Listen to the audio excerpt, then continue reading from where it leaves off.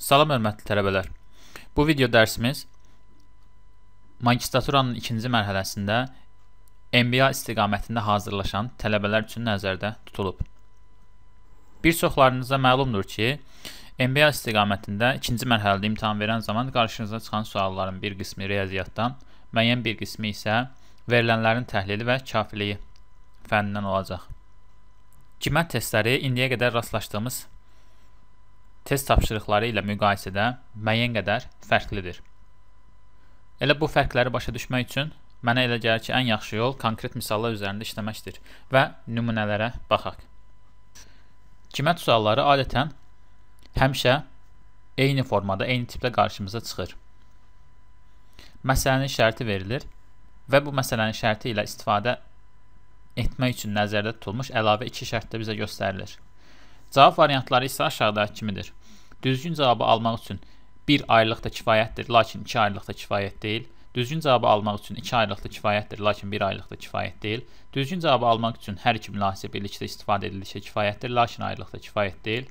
Düzgün cavabı almaq üçün mülahizələrdən hər biri ayrılıqda kifayətdir. Düzgün cavabı almaq üçün 1 və 2 mülahizələri hətta birlikdə də kifayət deyil.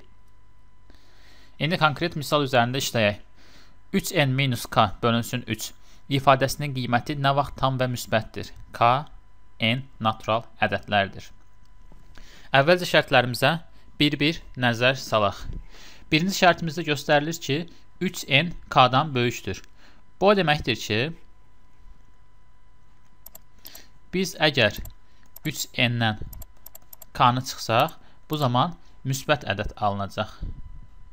Və müsbət ədədi 3-ə böldükdə tam bölünüb bölünmədiyini müəyyənləşdirə bilmərik. Ona görə də birinci şərt bizə kifayət etmir. İkinci şərtimizə baxaq. K 3-ə tam bölünür. Yuxarıdakı ifadəni yazaq. 3n minus k bölünsün 3 bərabərdir. Bu kəsri parçalasaq, 3n bölünsün 3 minus k bölünsün 3 bərabərdir. Aydın məsələdir ki, birinci kəsirin qiyməti tam ədəddir. İkinci kəsirdə isə şərtdə verilənə görə k 3-ə tam bölünür və ikinci kəsirin qiyməti də tam ədəddir. Yəni nəticə tam olacaq. Çünki biz tam ədəddən tam ədədi çıxmış olacaq. Ancaq şərtə diqqətlə baxsaq, bizdən ifadənin qiymətinin həm tam, həm də müsbət olması tələb olunur. Ola bilər ki, 3n bölünsün 3 ifadəsinin qiyməti k bölünsün 3 ifadəsinin qiymətindən kiçik olsun və nəticə mənfi də alına bilər. Bu isə şərtə ziddir. Deməli, iki şərti də ayrılıqda bizə məsələnin həllini tapmağa imkan vermir. İndi hər iki şərti müqayisə edək. Birinci şərtdə deyilir ki, 3n böyükdür k. İkinci şərtdən isə biz aldıq ki, bölmələrin nəticələri tam ədədlərdir. Deməli, 3n k-dan böyükdürsə və bu ifadələrin hər ikisi tam qiymətlər alırsa, onda biz müsbət tam ədəd almış olarıq. Beləliklə, nəticəyə gəlmiş olduq ki, nə bir şərti, nə də iki şərti ayrılıqda məsələni həll etməyə imkan vermir. Ancaq biz bu iki şərti birləşdirsək, o zaman məsələni tam şəkildə həll edə bilərik. Ona görə də burada düzgün cavab C olacaq. Yəni, düzgün cavabı almaq üçün hər iki mülahizə birlikdə istifadə edildikcə kifayətdir, lakin ayrılıqda kifayət deyil.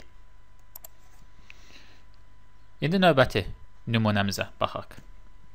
Bu şəxsin atası Adilin babasıdır. Bu şəxs Adilin atasıdırmı? Deməli, bizim hər hansı şəxsimiz var və bu şəxsin atası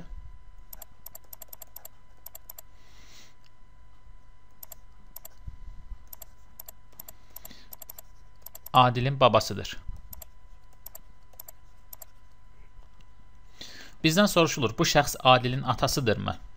Deməli, hər hansı bir şəxs var və bu şəxs Adilin babasının evladıdır. Fikirləşək görək, bu şəxs kim ola bilər? Bu şəxs Adilin atası ola bilər. Bu şəxs Adilin anası ola bilər. əmisi ola bilər. Dayısı və bibisi ola bilər.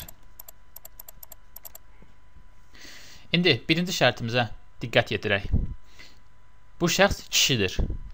Deməli, əgər birinci şərti nəzərə alsaq, onda qadınları çıxırıq. Deməli, bu şəxs Adilin anası və bibisi deyil. Atası, əmisi və yaxud dayısı ola bilər. Deməli, bir şərti bizə imkan vermir məsələni həll etməyə. İki şərtinə baxaq. Bu şəxs Adilin əmisi deyil. Bu şəxs Adilin əmisi deyilsə, yerdə qalan variantlarımız yenə də çoxdur. Deməli, iki şərti də ayrılıqda məsələni həll etməyə imkan vermədi. İndi 1 və 2 şərtlərini birləşdirək. Bu şəxs kişidir, yəni qadınları çıxdıq. Bu şəxs Adilin əmisi deyil, əmisini çıxdıq. Yerdə Adilin atası və dayısı qalır. Deməli, bu şəxs Adilin atası və yaxud dayısı ola bilər. Bir şərti ayrılıqda məsələni həll etməyə imkan vermədi. İki şərti ayrılıqda məsələni həll etməyə imkan vermədi. Hətta 1 və 2 şərtlərini birləşdirdikdə belə biz məsələni həll edə bilmirik.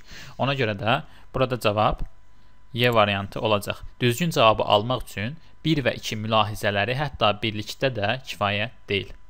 Növbəti testimiz. 10 bölünsün x kiçikdir 10 bölünsün y şərti doğrudurmu? Əvvəlcə birinci şərtimizə baxaq. X böyükdür y. 10 bölünsün x kiçikdir 10 bölünsün y. Və x y-dən böyükdür. Əgər kəsrin surətləri eynidirsə, bu halda həmişə məxrəci böyük olan kəsir, məxrəci kiçik olan kəsirdən kiçik olur. Bunu konkret misal üzərində yoxlaya bilərik.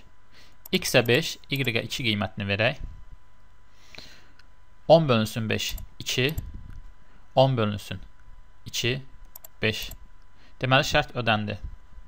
Başqa fərqli bir qiymət göstərək. Mənfi 2, x-in qiyməti, mənfi 5, y-in qiyməti olsun. Yenə müqayisə edək. 10 bölünsün mənfi 2, mənfi 5. 10 bölünsün mənfi 5, mənfi 2. Həqiqətən də mənfi 5, mənfi 2-dən kiçikdir. Deməli, bir şərti ayrılıqda məsələni həll etməyə imkan verir. İndi iki şərtinə baxaq. X, y natural ədədlərdir. Yəni, müsbət və tam ədədlərdir. Ancaq x və y-in hansının böyük, hansının kiçik olduğu bizə məlum deyil. Ona görə də iki şərti ayrılıqda məsələni həll etməyə imkan vermir.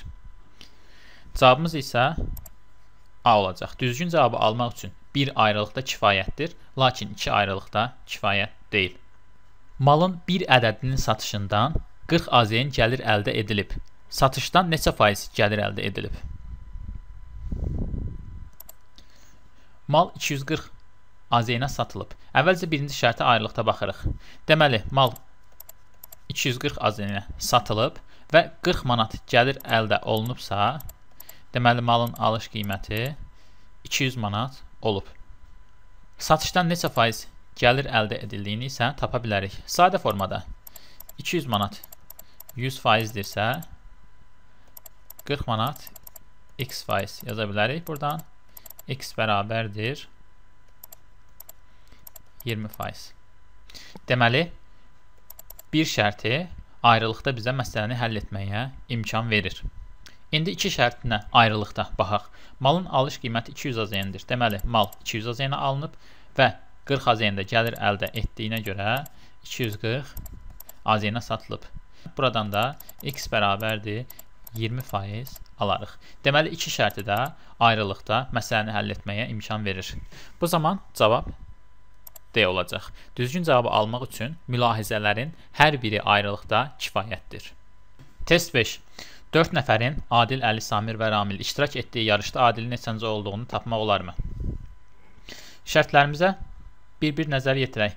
Əvvəlcə demək 4 iştirakçı var və onlar hər biri 4 ayrı yeri tutublar. Birinci, ikinci, üçüncü və dördüncü yerləri. Əvvəlcə şərtlərimizə ayrı-ayrı nəzər salaq. Ramil birinci və sonuncu deyil. Deməli, Ramil ikinci və yaxud da üçüncü ola bilər. Görək bu şərtdən istifadə edərək Adil neçənci olduğunu tapa bilərikmi? Deməli, Adil birinci, ikinci, üçüncü, hətta dördüncü də ola bilər. Əgər Ramil ikinci yeri tutsa, o zaman Adil birinci, üçüncü və dördüncü ola bilər. Ramil üçüncü yeri tutsa, o zaman adil birinci, ikinci və dördüncü ola bilər. Bir şərti ayrılıqda bizə kömək etmir. İndi iki şərtinə ayrılıqda nəzər salaq. Əli Samirdən yaxşı, Ramildən isə pis nəticə göstərib. Deməli, Əli Samirdən yaxşı nəticə göstəribsə, şərti olaraq onu Samirin sol tərəfində yazaq. Və Ramildən pis nəticə göstərib. Ancaq yenə də iki şərti bizə məsələni tam həll etməyə imkan vermir. Çünki adil Ramildən əvvəl, Ramildən sonra Əlidən əvvəl, Əlidən sonra Samirdən əvvəl və yaxud da Samirdən sonra gələ bilər. Hər iki şərti birlikdə müqayisə edək. Ramil birinci və sonuncu deyil, yəni Ramil ikinci və yaxud üçüncüdür. Əli Samirdən yaxşı, Ramildən pis nəticə göstərib. 1 və 2-ni müqayisə edən zaman görürük ki, əgər Ramil üçüncü olarsa, Ramildən sonra Əli, sonra da Samir gələ bilməz. Ona görə də Ramil üçüncü deyil. Deməli, Ramil ikinci olub, Əli üçüncü, Samir isə dördüncü. İkinci, üçüncü və dördüncü yerlər tutulduğuna görə adilə təkcə birinci yer qalır. Beləliklə, 1 və 2 şərtlərindən hər ikisindən eyni zamanda istifadə etməklə biz məsələni həll edə bildik. Ona görə də cavab C. Düzgün cavabı almaq üçün hər iki mülahizə birlikdə istifadə edildikcə kifayətdir, lakin ayrılıqda kifayət deyil. Beləliklə, bu videoda 5 fərqli test nümunəsinə baxmış olduq. Növbəti video dərslərdə görüşərik. Sağ olun.